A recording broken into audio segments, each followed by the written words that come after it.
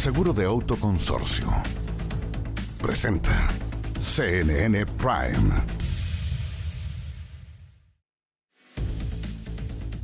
Hola, muy buenas noches, ¿cómo están? Bienvenidas, bienvenidos a CNN Prime. Hoy es lunes, así es que es momento de Dirección La Moneda, nuestra sección en que Macarena Román, Colomba, Eichholz, nuestras reporteras nos cuentan lo que está pasando detrás, lo que nadie se entera, cuáles son las estrategias de cada campaña en dirección a la moneda. Pero también es lunes, así que comienza la semana política y después entonces de CNN Prime tiene pares e impares y a continuación Tolerancia Cero nos va a acompañar Pablo Longueira. Pero comencemos este día lleno de noticias con estos titulares. La presencia militar peruana en la frontera sigue reforzándose, esto en medio de la reunión bilateral entre Chile y Perú. A través de una carta, 6 ex cancilleres expresaron su más profunda preocupación tras la advertencia de José Antonio Kast a los migrantes irregulares, a quienes dijo que tendrían hasta el 11 de marzo para salir del país. El exdirector de la PDI, Héctor Espinosa, fue condenado a 17 años de cárcel luego del juicio que lo declaró culpable de los delitos de malversación de caudales públicos, falsificación y lavado de activos. Esto en relación al uso personal de gastos reservados de la institución policial.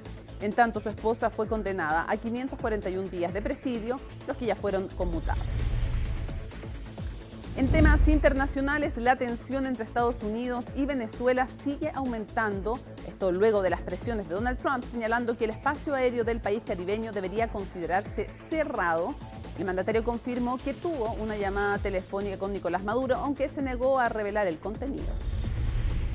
Y en el deporte, la U se queda sin director técnico. Hoy fue el propio Gustavo Álvarez quien anunció su salida del cuadro azul. Eso sí, el estratega argentino confirmó que tendrá sus 2 últimos partidos en la banca universitaria. Todo esto y mucho más, aquí comienza CNN Prime.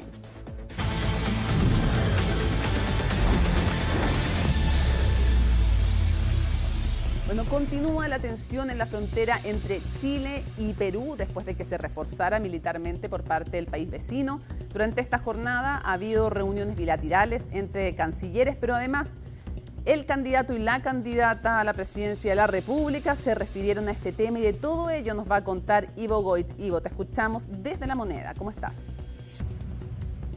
¿Cómo te va, Mónica? Muy buenas noches. Así es, no cabe duda que es la noticia que tiene pendientes a todos, no solamente en el mundo político, también lo que sucede en la comunidad en Arica y Parinacota, lo que pasa con esas autoridades locales, lo que pasa también en Perú y las imágenes que se van sucediendo, Mónica, a lo largo del día y que hemos visto cómo ha ido cambiando ese flujo en los pasos fronterizos, el pasado Chacayuta ya en nuestro país y el paso fronterizo de Santa Rosa en el límite sur del Perú, en la comuna de Tacna, que recordemos desde el día viernes rige ahí un estado de emergencia decretado por el presidente de la República de ese país, José Gerí, tras convocar a su comité de ministros y votarlo favorablemente. Partió por ahí ese anuncio de estados de emergencia en la frontera. Chile fue el primer país, la frontera con Chile, la primera frontera peruana que decidieron desplegar a militares y policías para reforzar lo que ellos dicen, algo que ya no pueden seguir sucediendo en su país, que es el ingreso de migrantes irregulares. El fin de semana viajaron autoridades chilenas con el anuncio de que el día de hoy se iba a producir, Mónica, una reunión muy importante, este comité binacional, encabezado por ambos cancilleres, Alberto Van Claveren por parte de nuestro país y también Hugo de Sela, quien es el canciller peruano. Por más de una hora estuvieron reunidos de manera telemática, donde acordaron abordar esta problemática no con diagnósticos separados, sino con un diagnóstico común de lo que está pasando, que es la única forma que tienen para poder resolver problemas que afectan a ambos países en una zona complicada.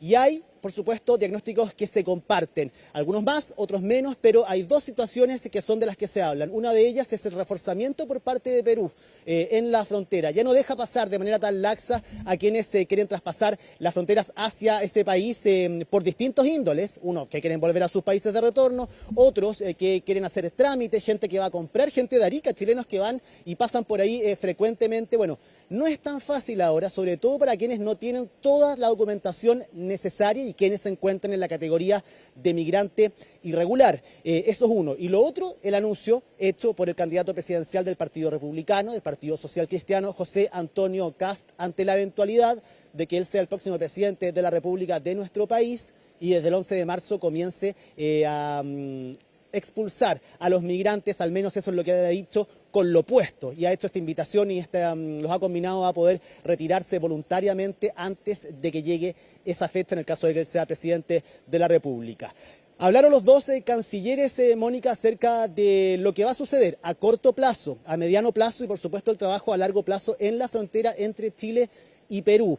Quiero que escuchemos al canciller Alberto Van Claveren dando detalles acerca de lo que se va a comenzar a implementar inmediatamente, patrullajes mixtos, traspaso de información también de la gente que se encuentra en situación irregular, pero más atención pondría, Mónica, a las declaraciones de Hugo de Sela, porque él habla acerca de la posibilidad de establecer un corredor humanitario, que ha sido una de las peticiones que se ha hecho por parte de distintos políticos en nuestro país, en Perú. ¿Cuál es su visión acerca de esa posibilidad y si se conversó o no en la reunión del día de hoy con Alberto Van Claveren? Pasemos a escuchar a ambos cancilleres. Se acordaron las siguientes medidas para fortalecer la gestión en materia migratoria y de control de la frontera. En primer lugar, se va a evaluar la posibilidad de algunos patrullajes conjuntos en la frontera. En segundo lugar, vamos a profundizar el intercambio de información entre Carabineros de Chile, la PDI y la Policía Nacional del Perú para fortalecer la coordinación y respuesta operativa. En tercer lugar, resolvimos establecer metodologías de verificación migratoria y para abordar casos de personas de situación migratoria irregular. Se acordó también garantizar la apertura y operación de los pasos fronterizos y los servicios migratorios en general. Para ello, vamos a realizar una reunión conjunta en materia consular y migratoria a nivel técnico en la ciudad de Tacna. Han quedado de acuerdo las dos partes del comité en hacer un diagnóstico compartido de cuál es la situación. Y esto no queremos seguirlo viendo como un problema o de Chile o de Perú, sino como un problema compartido. Los propios migrantes y hasta el alcalde de Arica han pedido que se implemente un corredor humanitario. No hemos conversado de esa posibilidad y para ser franco lo veo bastante difícil, ¿no? ¿Por qué? Esto implicaría también hablar con Ecuador para ver si ellos están dispuestos a que estos migrantes ingresen al territorio ecuatoriano. Esa posibilidad no se ha planteado y no ha ocurrido todavía. Lo que estamos por el momento haciendo es tratar de resolver el problema o la situación que tenemos en la frontera sur y nos estamos concentrando en eso. Ahí, Mónica, Hugo de Sela, el canciller peruano, da a conocer la imposibilidad, al menos él cree que lo ve muy poco probable y factible, el hecho de poder generar una especie de corredor humanitario porque se necesita las voluntades no solamente de Chile y Perú. Es por eso que este comité binacional, al menos ahora en esta parte, están enfocados solamente en lo coyuntural, en lo que sucede en estos momentos en la frontera, en poder despejar esa zona y que el tránsito sea expedito entre personas que cuenten con toda la documentación necesaria. De hecho, es más, Mónica, hoy en la tarde hemos seguido este tema a través de las transmisiones, por ejemplo, de peruanas, y hubo gente que trató a la fuerza de pasar el último control migratorio en Perú. Ya la gente que estaba aburrida, gente que llevaba mucho rato esperando en esta zona entre Chacayuta y el Paso Santa Rosa, que trataron de evadir el último control, donde 1 hora de la tarde, donde habían policías, pero era más la gente que trataba de pasar con niños, con maletas. ¿Qué pasó? Tuvieron que reforzar la seguridad ahí, llegó personal militar y más policías y devolvieron a esas personas que venían desde nuestro país hacia Chile. De hecho, el gobernador de la región de Arica y Parinacota, Diego Paco, en sus redes sociales se sube este video y también está, por supuesto, en las distintas transmisiones de los canales peruanos, un momento de tensión que se vivió en la tarde y que da cuenta de lo que pasa. Además de las razones anteriores que esgrimíamos, hay dos que los expertos dicen también pueden estar influyendo con fuerza. Uno, que vienen las fiestas de fin de año, en lo cual hay mucha gente que quiere ir solamente a pasar las fiestas con sus familiares, y por otro lado muchos que tienen asuntos pendientes como médicos y cosas así. Y otro es la situación que sucede en Venezuela y con Estados Unidos, Mónica, lo que puede producir, hay muchos que les genera ilusión la posibilidad de poder retornar a su país, retornar a Venezuela, si es que no está Nicolás Maduro, si es que se llega a un acuerdo entre Estados Unidos y Venezuela, a ver qué pasa ahí. Pero también puede ser contraproducente porque se puede producir una presión inversa de gente que ante la posibilidad de algún conflicto en Venezuela quiera salir también de Venezuela. Así que bueno, todo eso se está barajando en este estos momentos y es lo que se está analizando por parte de las autoridades. Quienes hablaron acerca de esto también fueron los candidatos presidenciales, José Antonio Kast y Janet Jara. Ambos tienen una coincidencia, que es que critican cómo el Ejecutivo ha actuado a raíz de esta situación que ocurre en la frontera, que falta de tiempo, algunos dicen que el presidente debería estar ahí, Janet Jara dice que ella hubiese enviado al ministro del Interior al primer segundo cuando veían que algo podía suceder para dar certidumbre a la población allá y dar una señal de orden clara. Lo que es cierto es que ambos se han referido a esto en distintos tonos, pero a la vez se han atacado directamente a ambos candidatos. Pasemos a ver este cruce de declaraciones entre ambos. Sí, lo primero es preguntar qué trabajo va a interrumpir si no están haciendo nada. Claro, porque si alguien me dice que están haciendo algo, claro, yo le diría, nosotros no habríamos enviado a nadie. Pero si nosotros no levantamos el tema, si nosotros no nos enfrentamos a Janet Jara, que quería regularizar a todos y ha ido cambiando de opinión desde que estuvo en la primaria, los vamos a regularizar a todos, después que los vamos a empadronar, después los vamos a pensar, después los vamos a expulsar. Bueno, que se defina. Nosotros hemos sido claros desde un comienzo, no vamos a hacer regularizaciones masivas. Les quedan 100 días. ¿Y eso ha generado un movimiento migratorio? Sí, eso no es chaya. Así como le hemos dicho a los inmigrantes irregulares que tomen la decisión previamente, le decimos a los prófugos de la justicia, entréguense antes de que sea tarde. Y eso, vuelvo a insistir, no es chaya, es un compromiso, porque este es un compromiso de vida a los que estamos acá. Perú, al igual que Chile en el 2023, tomó la decisión de desplegar sus fuerzas militares en todos los países fronterizos con Perú, no solo con Chile. O sea, no tiene que ver con lo que la ultraderecha chilena trata de instalar, como que fuera a partir de que Kast ha dicho algo. Y lo que hace Carter ahí, al trasladarse para allá, me da la impresión que es parte de avivar, digamos, el mismo tema, pero que no tiene nada que ver con la realidad de lo que está ocurriendo y que además es complejo, porque los temas fronterizos, a mi entender, no se pueden usar para efectos de campaña. Lo que tenemos todos los candidatos y las autoridades, por cierto, electas y por asumir, es un deber de actuar con seriedad en esto.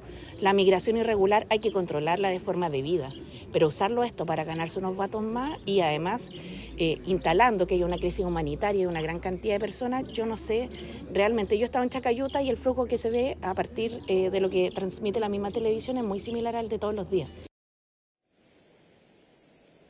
Dos cosas en relación a ese punto, Mónica. José Antonio Kast, el candidato presidencial del Partido Republicano y el Partido Social Cristiano, decía, no es chaya. ¿A qué se refería con eso cuando ponía esto de ejemplo? A que el día de ayer, Janet Jara, la candidata oficialista, en una entrevista, dijo que esta cuenta regresiva que José Antonio Kast declara cada vez que tiene un punto de prensa que les indica a los migrantes irregulares cuántos días quedan para que sea el 11 de marzo, hoy día decía, por ejemplo, que eran 100 días, quedaban 100 días para esa fecha, eso era chaya en medio de una campaña presidencial, que lo hacía por eso, decía Janet Jara. Y por otro lado, José Antonio Kast envió a un emisario, a nada más ni nada menos que el senador electo por la región de la Araucanía, Rodolfo Carter, quien se encuentra en la jornada del día de hoy en Arica y Parinacota, monitoreando lo que sucede, para traer información, para estar en ese lugar, y se decía en un comienzo también para poder explicar a quienes se acercan a conversar con él las medidas que José Antonio Kast, en la eventualidad de que sea el próximo presidente de la República de nuestro país, ejecute ahí. Pero no ha sido solo eso el día de hoy, ha sido muy noticioso porque también a este debate entraron 6 ex cancilleres de la República de Chile, quienes a través de una carta hicieron una dura crítica a las declaraciones y a los planteamientos realizados en materia migratoria por parte del candidato José Antonio Kast. Pasemos a revisar esta carta. Hay una parte, Mónica, donde expresan nuestra profunda preocupación por las recientes declaraciones del candidato presidencial José Antonio Kast en materia migratoria, por sus eventuales efectos en la dignidad de las personas migrantes y en las relaciones de Chile con los países vecinos. La actual situación migratoria en el norte de Chile exige respuestas firmes pero viables, acordadas con los países vecinos y consistentes con el derecho internacional. No planteamientos retóricos que prometen soluciones simples a problemas complejos. Resulta inaceptable que con fines electorales se tensionen innecesariamente las relaciones bilaterales. ¿Quiénes firman esta misiva? Soledad Alvear, Mariano Fernández, José Miguel Insulza, Heraldo Muñoz, Antonio Rejola e Ignacio Walker. Es parte entonces del debate que se ha generado el día de hoy y una noticia que va a continuar durante esta semana. 9 de diciembre tendrán una reunión en Tacna, parte de los equipos técnicos consulares y también con las policías. Y el 19 de diciembre, Mónica, ambos cancilleres, Hugo de Sela y también Alberto Dan Claveren, tendrán una segunda reunión en medio de este trabajo que realiza el Comité Binacional para ir monitoreando cómo se han aplicado las primeras directivas que se han dado durante el día de hoy. Perfecto. Muchísimas gracias por este completísimo informe, Ivo. Buenas noches. Buenas noches, que esté muy bien. Bueno, al pago de una indemnización de 475 millones de pesos a los dueños de la ex fuente alemana fue condenado el Estado de Chile por falta de servicio a causa del abandono que, según los demandantes, sufrió la zona cero, la llamada zona cero, tras el estallido social. Pablo Figueroa nos explica en su informe. Imágenes y entrevistas que son de 2019. Todos los días es un día nuevo en realidad, empezáis de cero, no sabéis qué va a pasar. Y estas que son de enero de 2022. Tiraron piedras a rabiar, me tiraron un extintor también. Aquí son los civiles reprimiendo a civiles. Esto es represión. Así es, un recorrido en una historia bien triste de casi 3 años en donde finalmente los dueños de la ex fuente alemana, actual antigua fuente, demandaron al Estado de Chile acusando falta de servicios durante el estallido social y la justicia finalmente ya dio su dictamen y sentenció al Estado al pago de casi 500 millones para los dueños del local ubicado en la Alameda a pasos de Plaza Baquedano. Estamos felices con la resolución, pero bueno, también hay que tener calma porque esta es la primera instancia. Aquí falta todavía después la apelación, que supongo irá a la Corte de Apelación y después de eso irá la otra apelación que va a dar a la Corte Suprema. Entonces, yo creo que aquí vamos a estar en este baile unos 6 años más, por lo menos. Ahora, en todo caso, es súper bueno que haya salido esto a favor nuestro. Finalmente son casi 476 millones de pesos los que debe pagar el Estado a la familia Siri, en donde están los cargos por lucro cesante, además de daño moral a 3 personas de la familia. Pero desde la familia Siri dicen que el monto que buscaban es mucho mayor, por ende, en los siguientes días interpondrán en la Corte de Apelaciones un recurso de apelación. Bueno, fue terrible, es una cuestión que no me gustaría vivir nunca más en mi vida y pasar por algo así, porque... Mira, lo principal aquí es la violencia, todo eso. Eso es lo que no puede volver a suceder, porque en el fondo esto es decirle al Estado, usted no prestó el servicio y ahora tiene que responder, que de una vez por todas suceda eso.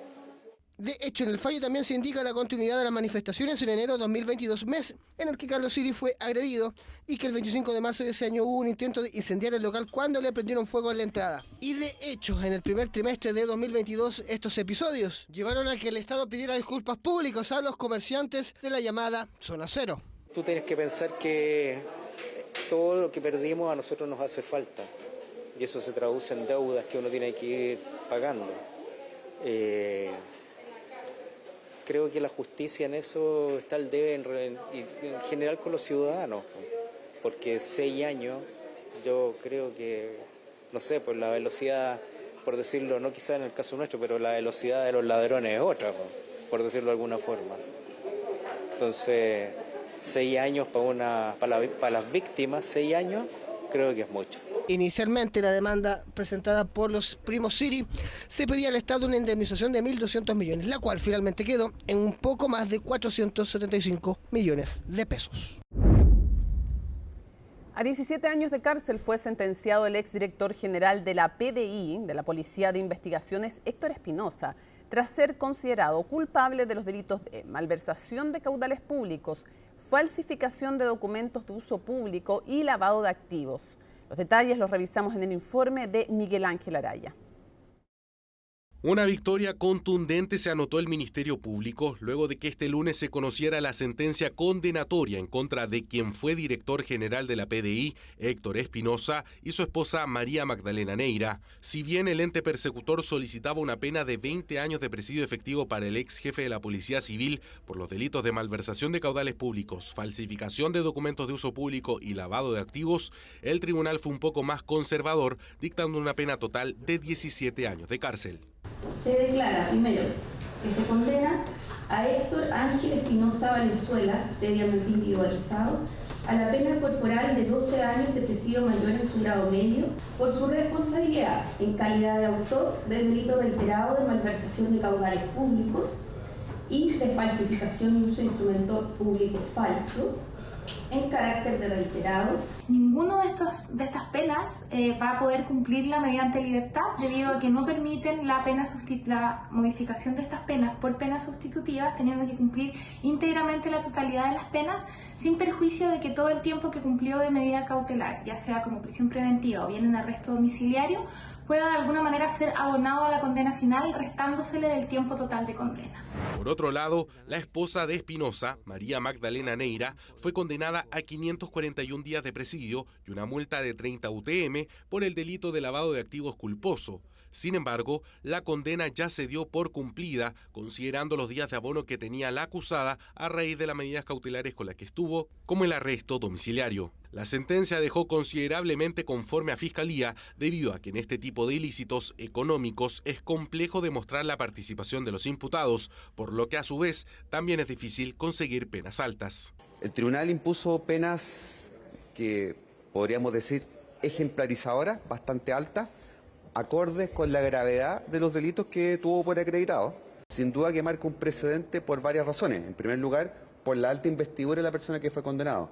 En segundo lugar, también porque fueron condenados también por delitos bastante graves que involucran en este caso un perjuicio efectivo al fisco de Chile y también, además, por las penas que se obtuvieron en este caso en concreto, que son bastante elevadas. Espinosa fue llevado a juicio junto a su esposa luego de que la investigación de Fiscalía develara que entre 2015 y 2017 sustrajo al menos 146 millones de pesos de los gastos reservados de la institución para utilizarlos con fines personales. A la vez, el exdirector general de la PDI habría entregado declaraciones falsas a la Contraloría General de la República respecto al uso de dichos fondos reservados, realizando maniobras para ocultar el origen ilícito de los fondos, según se lee en la acusación de Fiscalía. Hechos considerados de suma gravedad por las autoridades. Los hechos imputados al exdirector de la Policía de Investigaciones, Espinosa, eran extremadamente graves. Y la condena es una condena ejemplificadora. Yo simplemente felicitar al Ministerio Público por su investigación. Algunos podrán considerar que la pena es severa respecto de los hechos, pero a juicio del gobierno la pena es proporcional no solo a los hechos, sino que a la posición de que dicha autoridad disponía. Intentamos contactarnos con la defensa de Héctor Espinosa y su esposa, sin embargo prefirieron no emitir declaraciones, limitándose a indicar que se encuentran estudiando el fallo y preparando el respectivo recurso de nulidad que interpondrán para dejar sin efecto la sentencia.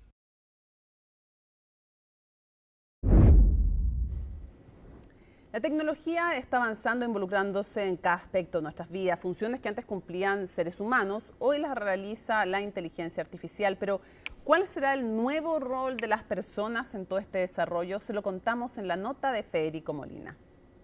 La inteligencia artificial, un tema prácticamente obligado en la actualidad y que ha comenzado a ser parte de nuestro día a día. En el trabajo, por ejemplo, en CNN Chile podemos estar hablando de su uso. Pero también podemos estar en la punta del Everest contando la aparición del hombre de las nieves.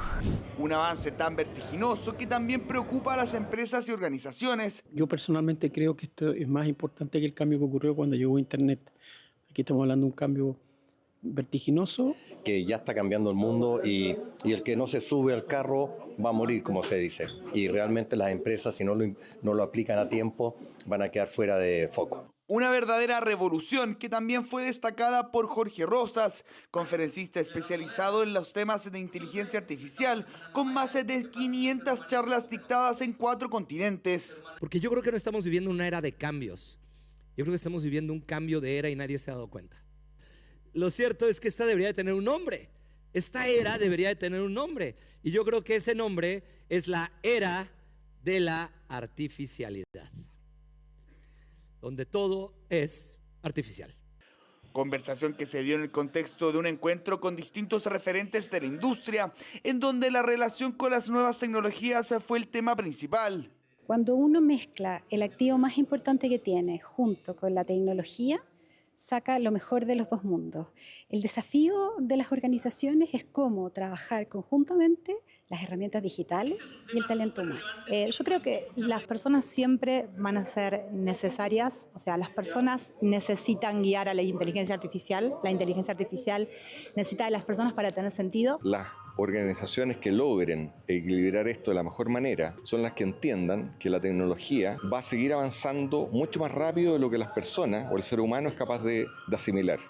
Y por eso acá lo más importante es cómo desarrollamos habilidades para poder navegar este proceso de cambio. Las personas en el centro y la comunicación como herramienta fundamental para el trabajo al interior de las organizaciones fueron algunas de las conclusiones. Estamos obedeciendo a una necesidad que se está generando, sobre todo en potenciar las comunicaciones, dándole mucho más sentido al quehacer del trabajo, sobre todo frente a tanta incertidumbre que tienen hoy día las personas.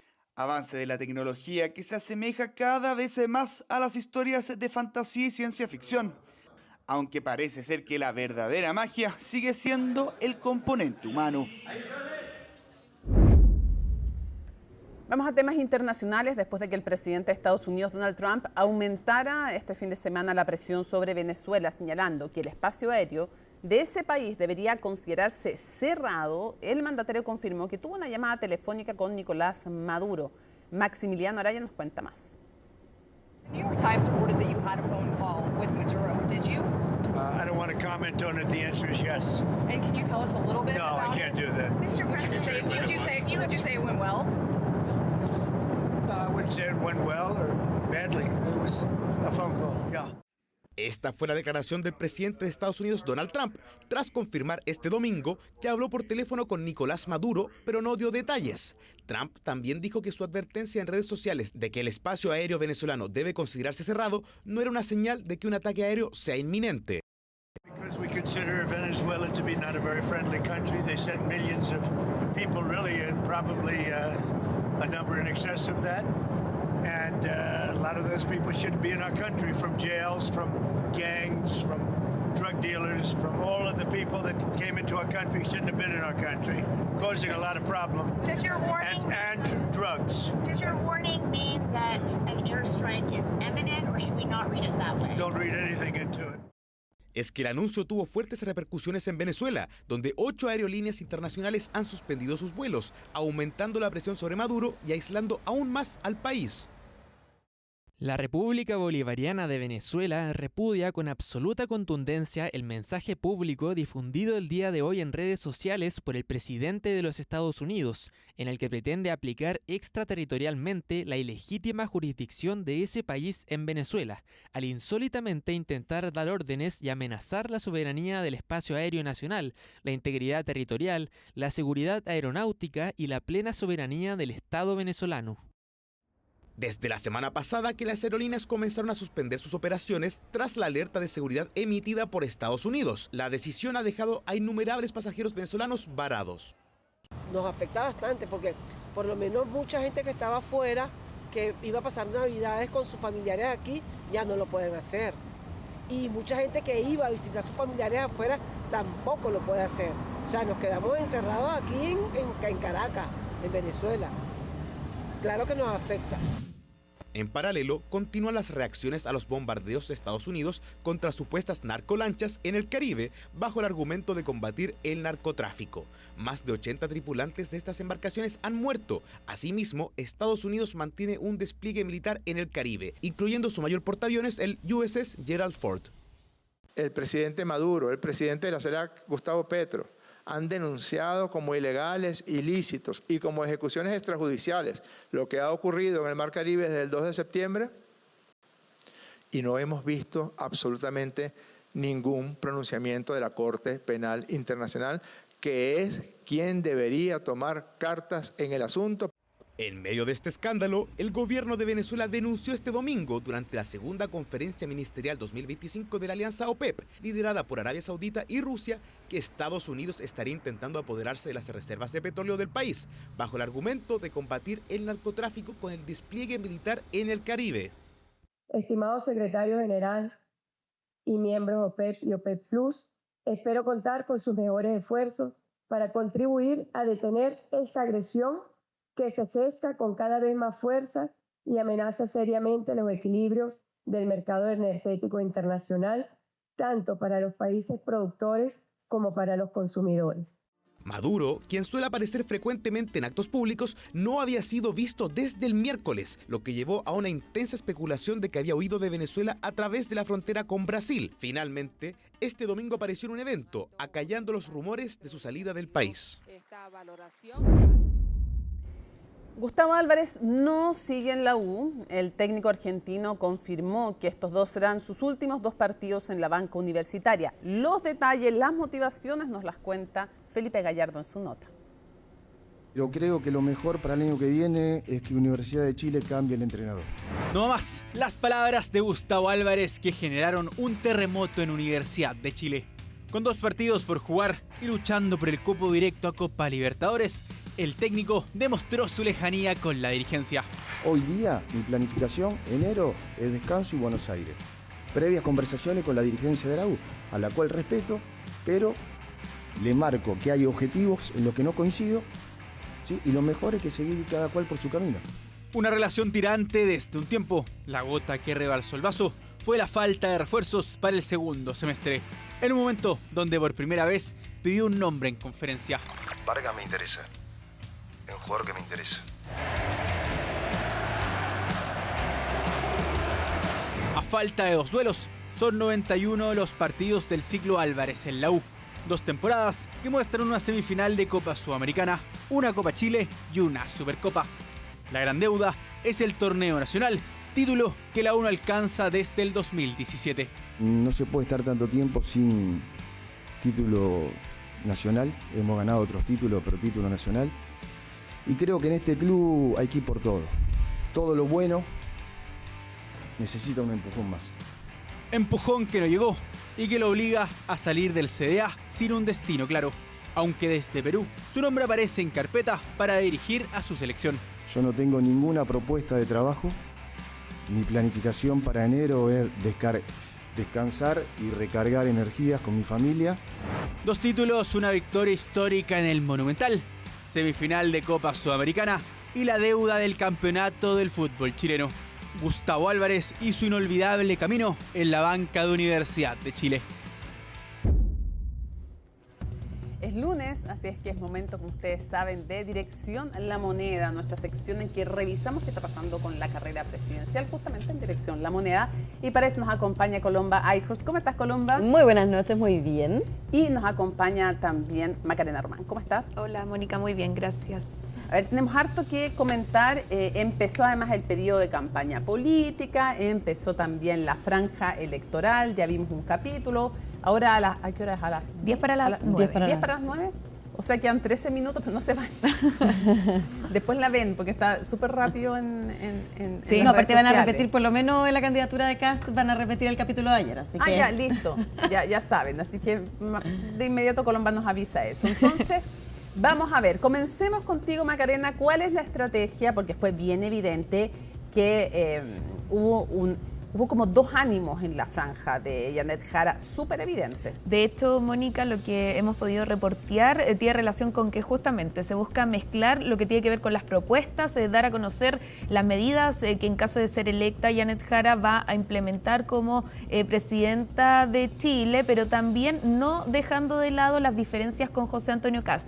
Dentro del comando dicen las diferencias, pero claramente fueron también las críticas que nacen desde el comando de Janet Jara hacia José Antonio Kast. ¿Dónde queda en evidencia totalmente? En los segundos en que se habla, por ejemplo, de antiguas propuestas, podríamos decir. O sea, pero de entrada, la primera imagen es indultos a violadores de derechos humanos. Sí, dice, claro.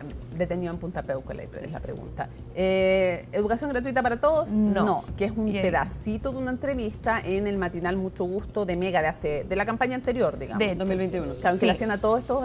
No, de hecho es de la primera, si no me equivoco, del 2017. Ah, capaz de la 2017. Sí, de la de 2017. Razón, es más antigua. Sí, tienes razón. Sí, estoy pensando en los conductores en el panel, que era súper grande, así era como una mesa de club. Sí, ok. Pero y a raíz de eso... No, y además de eso, y después el spot... El spot, no sé si todos lo has visto, no me falta el respeto, en que un joven Dice, yo nací cuando intentaron matar, o cuando murió Pinochet. 2006. Y por lo tanto, yo no tengo idea de la dictadura, pero a mi papá o mi abuelo. Lo mató, a su abuelo lo mató a mi abuelo lo mató Krasnov. Miguel Krasnov. Y justamente y ahí lo quiere indultar. Eso, justamente es donde apunta cierta parte de la franja de Janet Jara respecto a los derechos humanos, a esta propuesta, o que alguna vez dijo estar disponible a indultar a quienes han sido condenados por delitos de lesa humanidad, cuestión que José Antonio Kast durante esta campaña no ha tocado, ni siquiera ha deslizado una idea al respecto. De hecho, cada vez que se le pregunta, claro, y cada vez que se le pregunta, él evade de alguna forma la respuesta. Esta vez no fue la excepción, pero sí, al menos desde el comando de Janet Jara pudieron apuntar a un tema que es relevante para la izquierda de nuestro país, pero que también piden definirse por parte de la derecha. Y solo antes de ir a ver la parte de la declaración de José Antonio Kast, por ejemplo, ahora traje este material que es un folleto que probablemente en su casa van a recibir, es muy probable porque hay un puerta a puerta, ¿cierto?, de Janet Jara, y entre otras cosas de las que dice, voy a leer textual, dice, la gente en Chile trabaja duro y merece que eso se reconozca. Hoy quiero hablarte claro, Kast es un peligro real para ti y tu familia. Y luego termina diciendo, no te pido que pienses como yo, no te pido que pienses, te pido que pienses como tu familia, no queremos que tú pagues los riesgos. En el fondo bien alarmista los mensajes de Janet Es como campaña del miedo, van a decir desde el comando Kast, desde el comando Jara, van a decir es advertir las podría yo incluso decirte cuál va a ser la cuña o la respuesta, la cuña como decimos los periodistas, y desde la campaña Kast van a decir esto es campaña del miedo, desde la campaña Jara van a decir esto es poner de manifiesto aquello en lo que Kast no se quiere pronunciar y sí es un peligro para, en fin, la democracia. Pero también esto de infundir y ser directo, ser tajante, es un tema que sirve también para aunar a los propios, para que la base frente a una elección que, al menos las últimas encuestas que conocimos, pareciera mucho más favorable a José Antonio Kast, también el resultado de la primera vuelta, sirve para aunar a los propios y que no se desanimen y vayan a votar. Y que en caso de ser derrotado, obviamente que eso no sea tan amplio, ¿cierto? Asegurar esos votos que debiese tener Janet Jara. Vamos a pasar a revisar parte de lo que habló, lo que contestó José Antonio Kast cuando se le pregunta por eventuales indultos y finalmente por la figura de Miguel Krasnov. A lo mejor el Senado quiere que los enfermos terminales puedan terminar en sus hogares, cosa que a mí me gustaría, que alguien que está a punto de morir pueda terminar en su hogar, si se va a morir en un mes, 2 meses, alguien que no sabe dónde está, y que tiene que otro preso cambiarle los pañales, bueno, a lo mejor sería razonable, pero eso lo va a decidir el Senado. Bueno, ahí hacia el córner la respuesta, ¿cierto? Porque dice el Senado va a definir si es que hay o no una decisión de que los reos que están en este minuto condenados, ¿cierto? Pagando su condena, puedan irse a sus domicilios a terminar de pagar estas condenas por causas de salud. Es un proyecto que está en este minuto... enfermedad terminal, se supone que sí. es. Ahora, ojo, hoy día los jueces tienen una facultad, si lo piden los abogados, en el caso de enajenación mental. El Código Penal, independiente del tipo de delito, pone en el fondo como posibilidad, en el caso de enajenación mental, realmente tienen que no saber dónde están y ahí pueden conmutarles la pena. Ahora, viene toda la discusión de, que es un debate que no se ha dado, pero que sí se está dando en el Senado, con condiciones o no, para todos los delitos o no.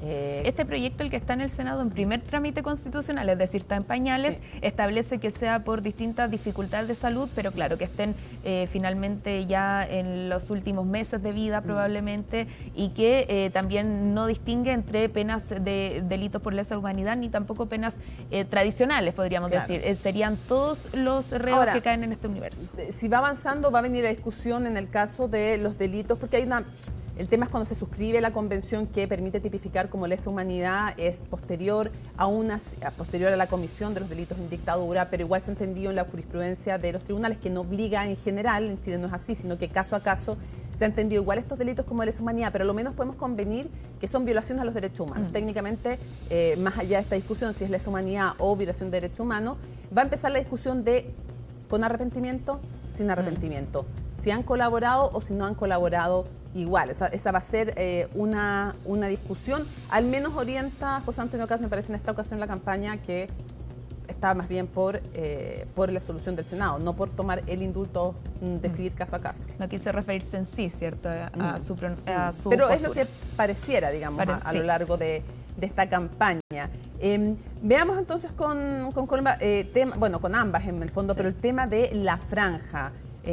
Colomba, y cuál es la estrategia en el comando de José Antonio Kast. Bueno, la estrategia es presentarlo como una persona más humana, más cercana. Ayer lo veíamos, de hecho, en el primer capítulo con un grupo de señoras mayores, importante, mujeres, también adultos mayores, lo que entrega obviamente un mensaje a la ciudadanía que está viendo esta franja, pero también intentan derribar fantasmas del pasado, dicen voces del comando, fantasmas del pasado que se han instalado respecto a las candidaturas que ha tenido en 2017, 2021, que tienen que ver, ¿no es cierto?, con, primero, decir que José Antonio Kast es de clase alta. Parten ahí las señoras, de hecho, adultas mayores, preguntándole y diciéndole que no están tan representadas por la candidatura de José Antonio Kast porque dicen, es cuico. Sí. José Antonio Kast ahí dice, bueno, nacido, criado en Paine, vivo en Buin, yo también me apuno, le dice a las señoras, ¿no es cierto?, haciendo alusión a que no creció. Ni nazi, que son como los dos elefantes en la habitación. Y elefantes que han estado en candidaturas pasadas, entonces también intentan derribar justamente esos fantasmas, al igual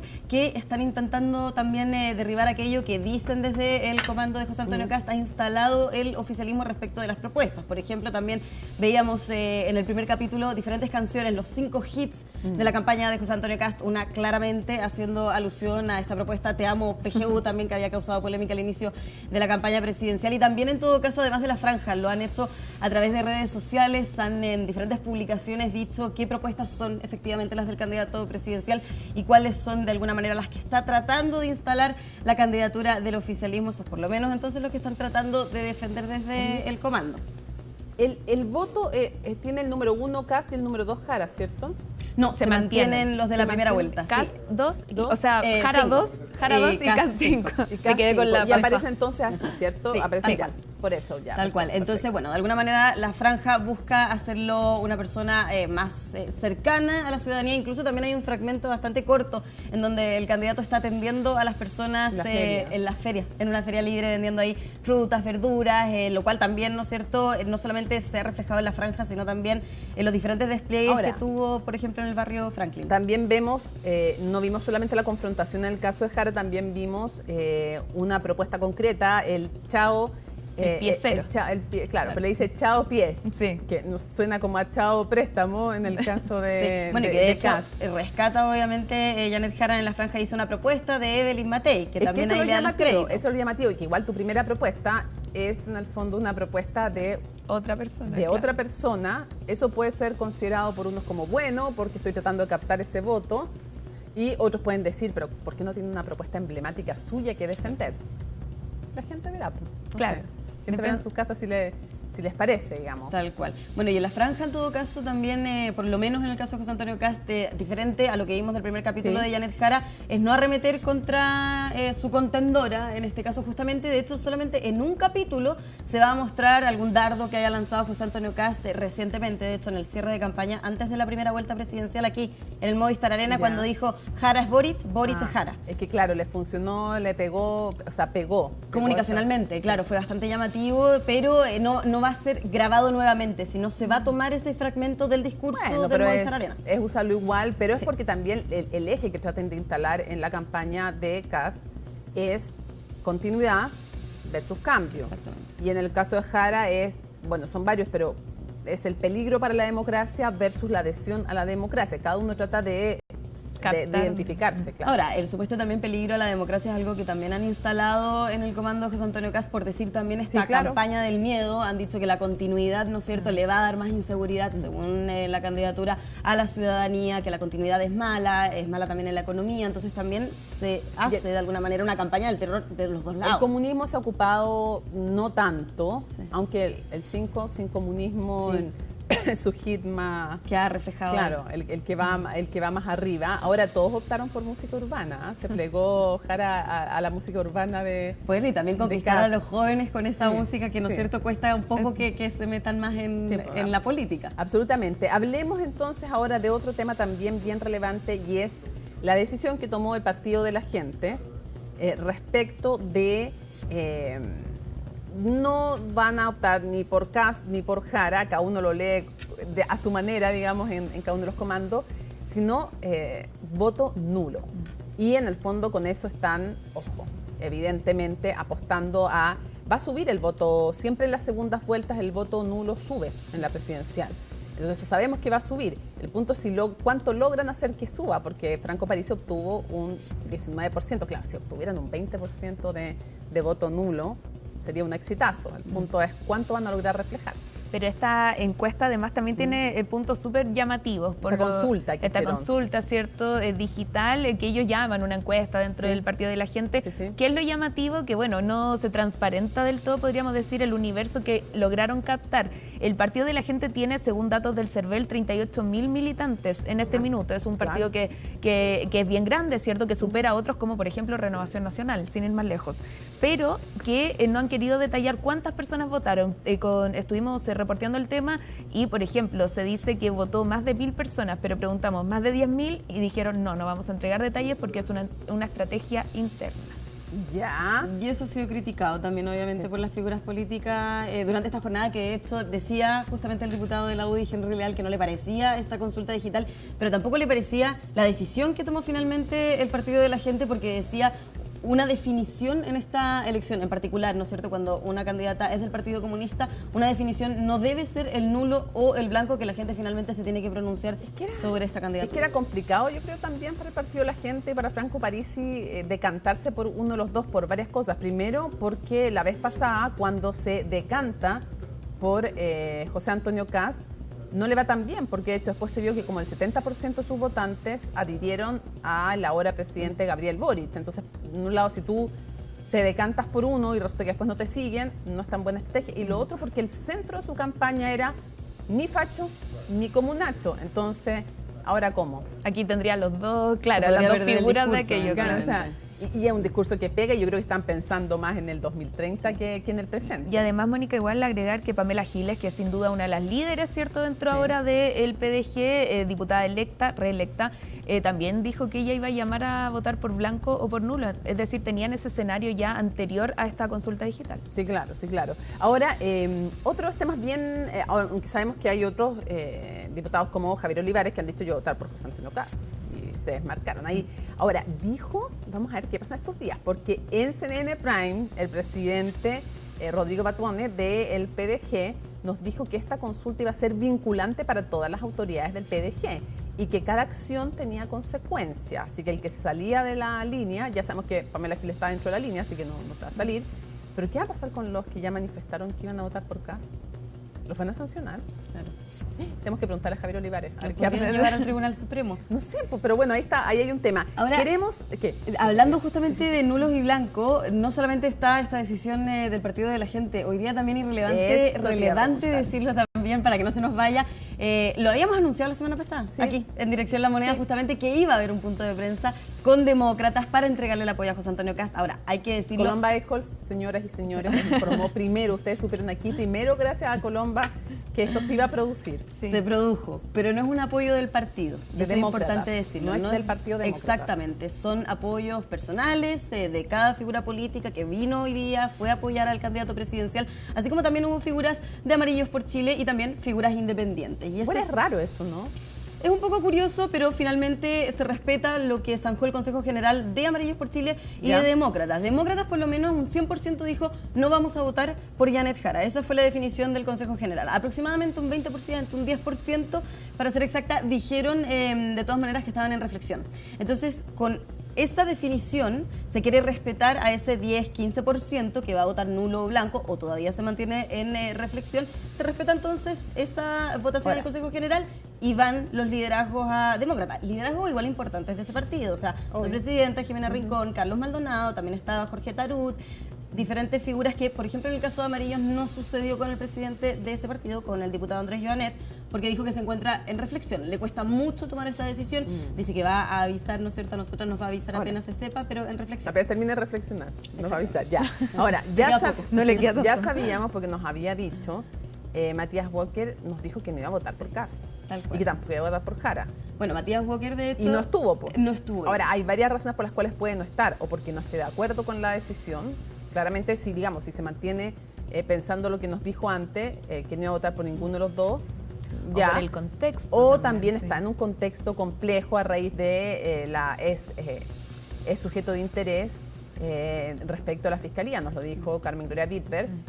A partir de que se empiecen a hacer diligencias, puede decirse si él y Araya, el diputado de Republicanos, son imputados, que es una segunda calidad, mientras son sujetos de interés de una investigación por su relación con el conservador de bienes raíces suspendido ahora, Yaver, que se han sabido hartas cosas más. Vean reportea.cl, Nicolás Sepúlveda, ahí tiene unos datos bien interesantes. Pero también puede ser por ese contexto o puede ser porque hay diferencias en el partido. Bueno, podría ser un contexto más político, por lo menos hoy día, obviamente considerando también en el contexto en el que está él, en su situación particular, pero le preguntamos también a la senadora Rincón justamente sobre la presencia del senador Matías Walker y dijo que hay que respetar las diversidades que hay dentro del partido, la decisión que se quiera tomar. Por eso decía, es importante mencionar que no es un apoyo de demócratas, sino de figuras políticas en particular, al igual también que la diputada Joana Pérez, que también lo decíamos la semana pasada, estaba más contraria a apoyar a José Antonio Kast.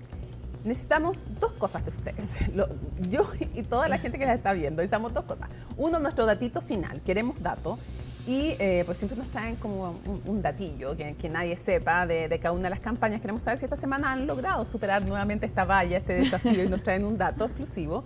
Y lo segundo, ¿con qué ánimo los ven? Porque mañana, el miércoles hay debate Archi. Sí. El primer debate propiamente tal, porque el otro fue más un foro enfocado en el tema social, que no digo que no sea importante, es importantísimo, y ya se vieron que salieron chispas, pero ahora es debate Archi. El miércoles lo vamos a transmitir en CNN Chile, vamos a tener análisis también de ese debate, pero les quiero preguntar cómo ven el ambiente para aquellos, si hay mucha expectación, y qué datos nos traen. Parto yo entonces con Janet Jara. Brevemente. Al menos el ambiente, dicen, está súper positivo, que ellos esperan dar vuelta a esta competencia, pero, ¿y el dato? uno puede ver caras que no son tan evidentes a esa felicidad. Y por otro lado, el dato sería que el cierre de campaña se haría en el norte del país. Se está evaluando todavía, pero en primera instancia se ha mantenido bien fuerte esa idea de que sea un cierre en el norte, donde sacó buen resultado, ¿cierto?, Franco Parisi. Mañana, eso sí, según lo que reporteamos, se tendrían que tomar decisiones tanto de fecha como de lugar, pero es muy probable que sea el jueves 11, el último día de campaña, y que sea en el norte del país. Eso no quita que vaya a haber un evento aquí en la región metropolitana. Perfecto. Colomba. Lo mismo, mañana va a haber una reunión justamente también de todo el comando del candidato José Antonio Kast para definir dónde va a ser el cierre de campaña. Quieren hacer de todas maneras un cierre de campaña en la región de la Araucanía, región que fue de hecho el candidato después de vencer, ¿no es cierto?, la primera vuelta. Uno va a ser en la región de la Araucanía, también quieren hacer uno en Santiago. Ahora, quieren saber y ver también si va a ser de la misma magnitud que el Movistar Arena, si va a ser afuera, porque también hay que decirlo, el Movistar Arena era bastante cómodo para el comando José Antonio Kast por medidas de seguridad que se tienen que tomar adicionalmente, como hemos visto en diferentes actos públicos, si es que se hace fuera del Movistar Arena, digamos, en un lugar abierto. Así que esa definición se va a tomar mañana, y con los ánimos, por lo menos para el debate de Archi, hay una sensación, podríamos decir, en el comando de triunfadores. Se habla bastante de una elección que sería muy favorable para el candidato presidencial. Ya pues, Colomba, Macarena, muchísimas gracias por acompañarnos nuevamente, y vamos despidiendo así CNN Prime. Lunes 1 de diciembre, ya estamos en diciembre, así estuvo nuestro país y el mundo. Somos CNN Chile, buenas noches.